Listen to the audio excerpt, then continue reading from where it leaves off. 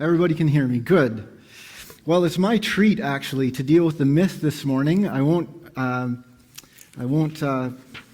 let it out yet, actually, because we're going to read first. And we're reading from Matthew chapter 9, the calling of Matthew. Lord, bless the reading of your word. Jesus went on from there and saw a man named Matthew sitting at the tax collector's booth. "Follow me," he told them, and Matthew got up and followed him. And then, while Jesus was having dinner at Matthew's house, many tax collectors and sinners came and ate with him and his disciples. And when the Pharisees saw this, they asked his disciples, "Why does your teacher eat with tax collectors and sinners?" But on hearing this, Jesus said, "It is not the healthy who need a doctor, but the sick. But go and learn what this means.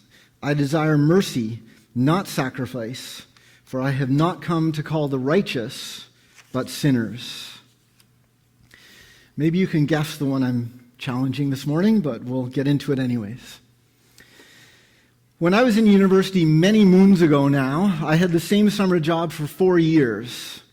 And I felt like I was the only summer student in my area. I'm from Alliston, Ontario. I worked in the Honda plant painting bumpers. It was fantastic.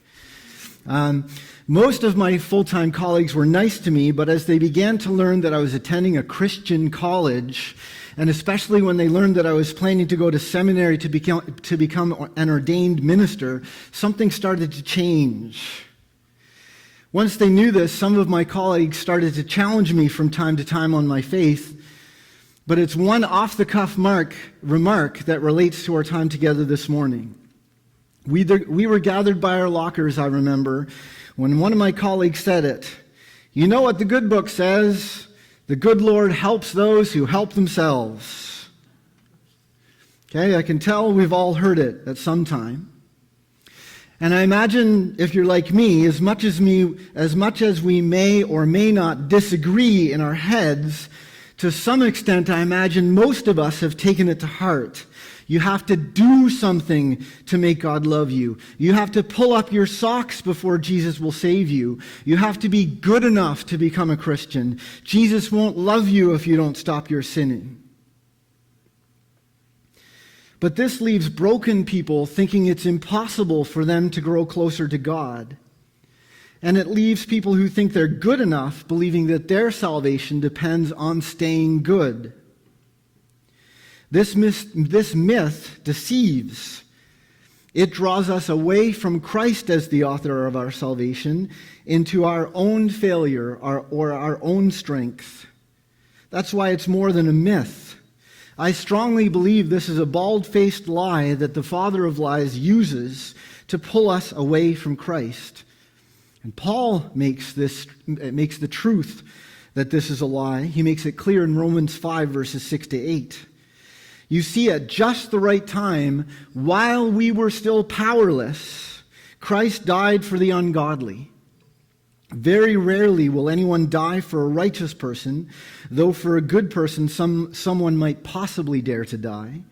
But God demonstrates his own love for us in this: while we were still sinners, Christ died for us.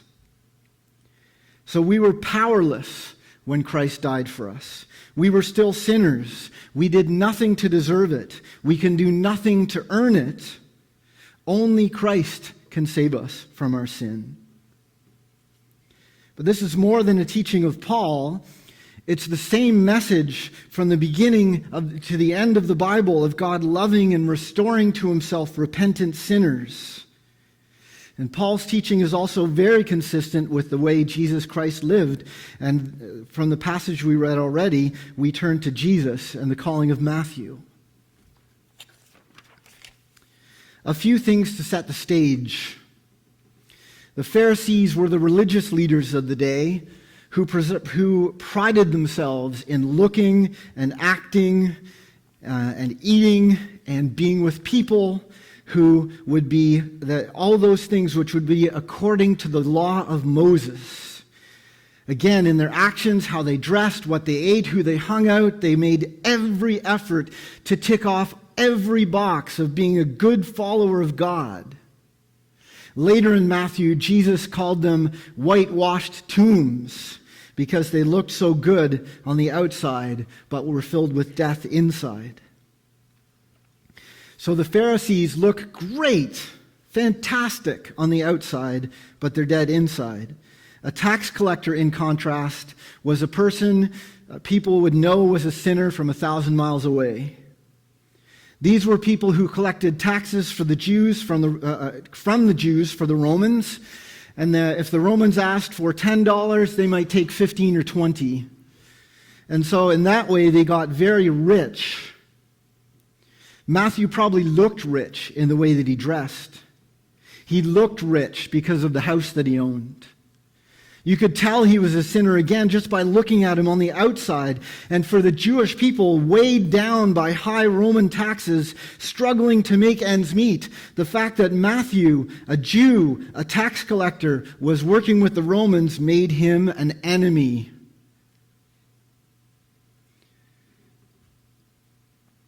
But we read that Jesus went on from healing a paralyzed man and forgiving his sins. He went on from there, and he saw Matthew sitting at the tax collector's booth and said, "Follow me." And Matthew got up and followed him.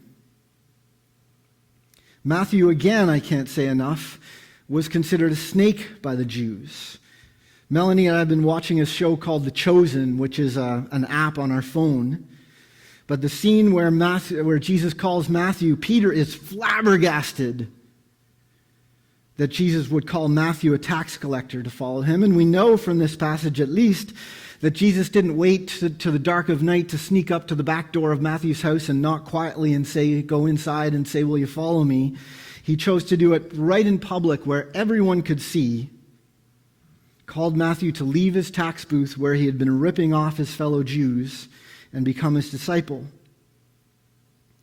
And after leaving his booth to follow Jesus, Matthew's response was, we don't know whether it was either at Jesus' request or Matthew's offer, but he had Jesus and his disciples over for dinner at his house. Again, his house would have been a mansion compared to the average Jewish house. But look what happened next. While Jesus was having dinner at Matthew's house, many tax collectors and sinners came and ate with him and his disciples. You see, I imagine that Matthew, almost by no choice, hung around other tax collectors because of the hatred the Jews had for him.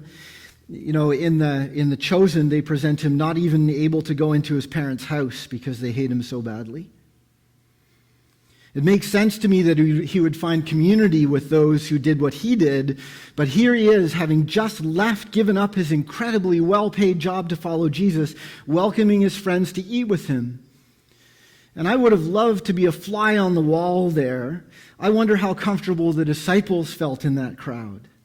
What did they think of eating with Matthew and his tax collectors and the other sinners, since they were all Jews who had lived under the thumb of Roman taxes? Matthew doesn't tell us how they were feeling, but he gives us a clear picture of how the Pharisees, again, who considered themselves righteous and spiritually healthy, felt.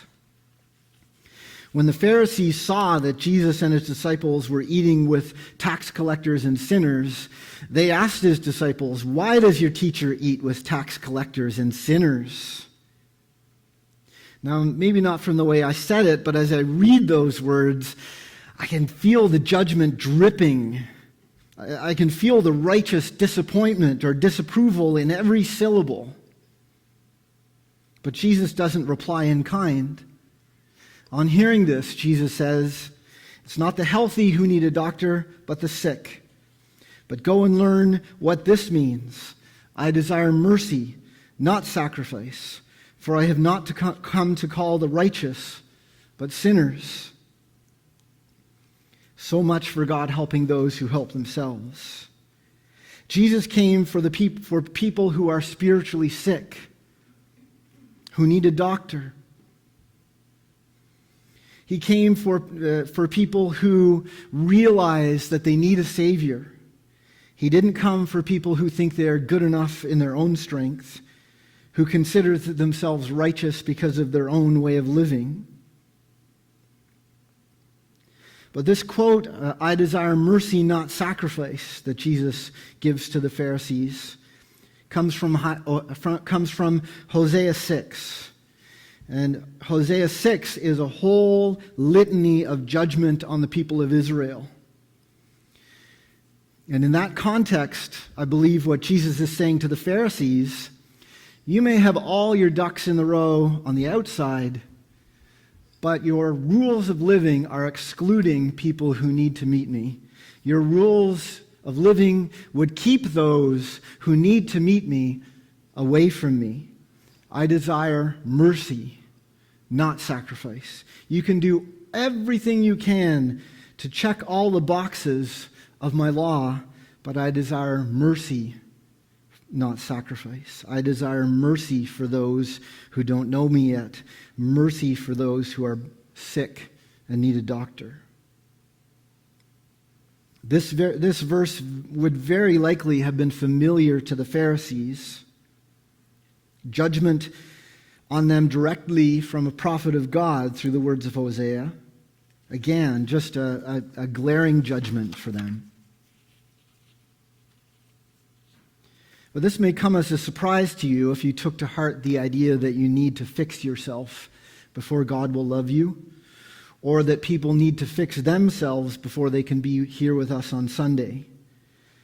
But really, this has been a consistent part of God's relationship with humans since the beginning of time. He doesn't call us to be legalistic followers of his rules to the point where we exclude people who don't act the right way.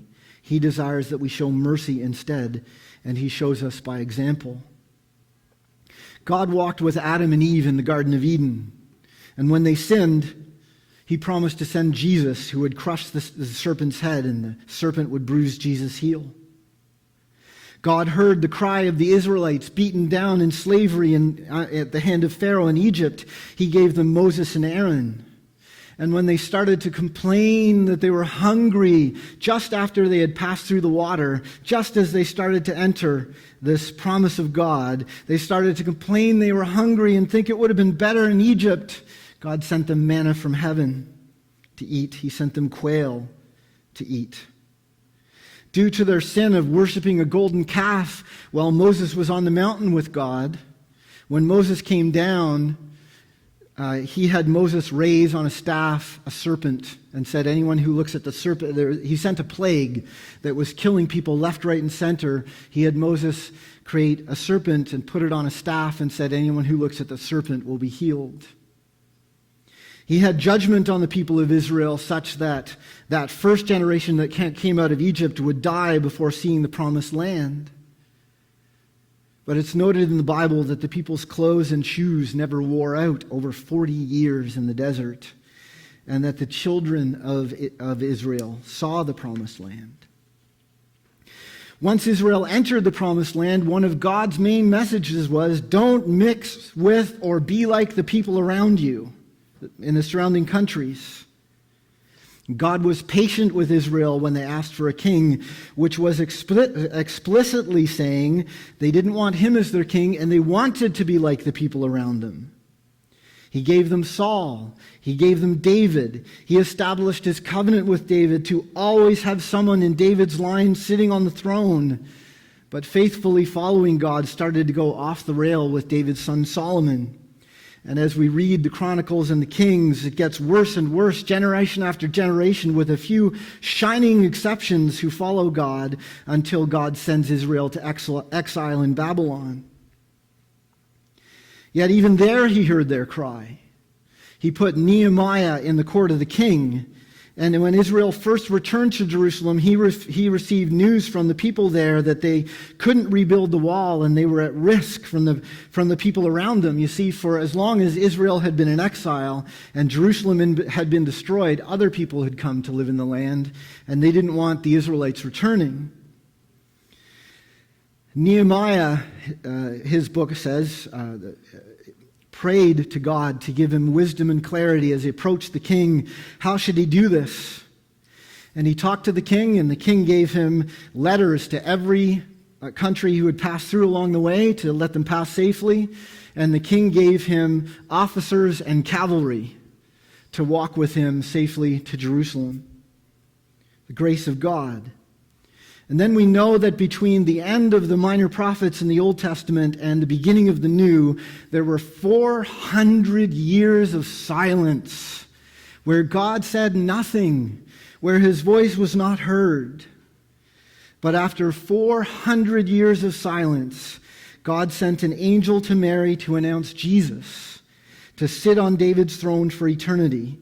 And in Jesus' birth, those centuries of silence were ended with God with us, Emmanuel, in spite of the sin of human nature.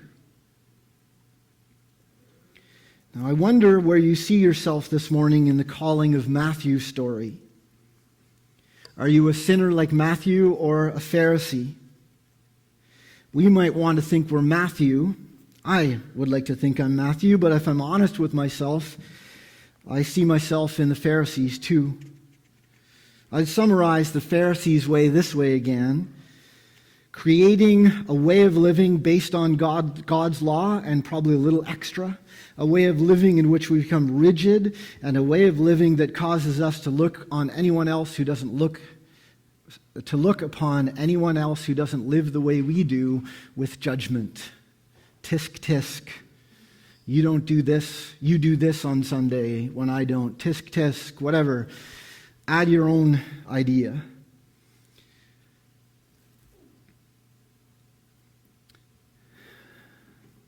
But again, we know from the story of Scripture that Jesus came while we were still sinners, that he came to those who need a doctor, that he came to anyone who will acknowledge and surrender in their need for him. But I can still have elements of Pharisee in myself. And then I rest, and those of us who find ourselves in the camp of the Pharisees can rest, I believe, in seeing Jesus call on the Pharisees. Jesus' response to the Pharisees this morning: I desire mercy, not sacrifice. Jesus calling the Pharisees later whitewashed tombs, that he's not condemning even the Pharisees to hell. He's like a voice of the prophet in the Old Testament calling the Pharisees to come to him. And if the Pharisees had come to him, they would have been welcomed with open arms. And so that's the same for us today.